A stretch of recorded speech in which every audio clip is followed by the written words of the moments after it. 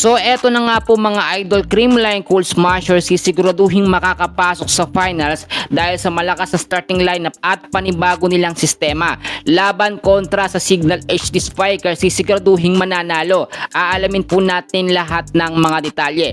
So mga kaibigan, alam ko isa ka rin sa kinakabahan kapag nasa Creamline po ang pressure ng game. So ang ibig kong sabihin dito, kapag lamang ang kalaban, lalo na kapag nasa crucial set tayo, set 4 or set 5. At doon po sa huling naging laban noon ng CCS at ng Signal, talo ang Creamline. Pero nabigyan ng pagkakataon ng CCS ng talo nilang Akari.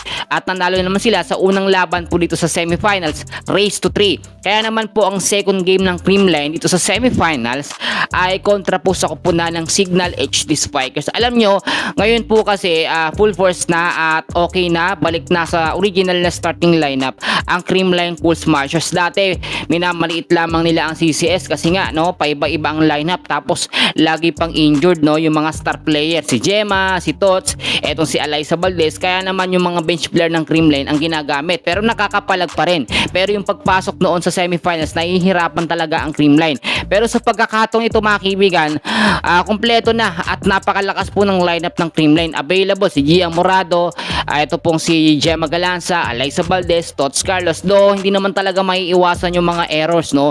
At yung ibang mga CCS fans, kapag alanganin po ang pwesto ng CCS o talagang medyo patalo sila no sa game at sila yung dehado, hindi na nanonood ng set no, yung lalo na mga set 4 or set 5 hindi na nanonood. Pero nagugulat na lang tayo sa update, panalo po ang Creamline. Kaya ito po yung assurance natin ngayon na makakapasok po sa finals ng PVL, ito pong Creamline Cool Smashers. Paano natin nasabi yun? Kung titignan nyo, consistent na po ang play ngayon ng Creamline.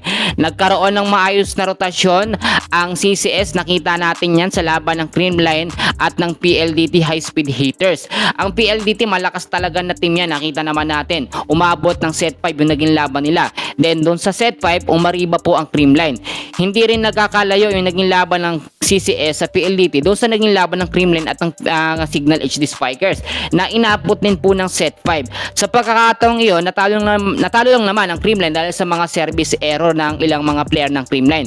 Pero ngayon po, natuto na po ang CCS at yung kanilang sistema na gagamitin, alam naman natin yung starting lineup no, at madalas nandiyan po si Alyssa Valdez, si Tots Carlos, Gemma Galanza, Bernadette Pons, ito pong si Kyle Negrito. Nagpapalitan na, nagkakaroon na po ng maayos na rotasyon. Ginagamit minsan sa opening ng set, ito nga pong si Gia Morado de Guzman, din gagamitin po after sa susunod na set, itong si Kyle Negrito. So maayos na yung rotasyon ng mga player, hindi pagod. Kaya naman pagdating po ng mga crucial set, pag sinabi natin crucial set, set 4, set 5, mga huling set, dyan po nagagamit ang full force ng Creamline Cool Smashers at iiwasan nila yung matense at kabahan po ng sobra dahil dyan po natatalo ang CCS, lalo na kapag mga service error.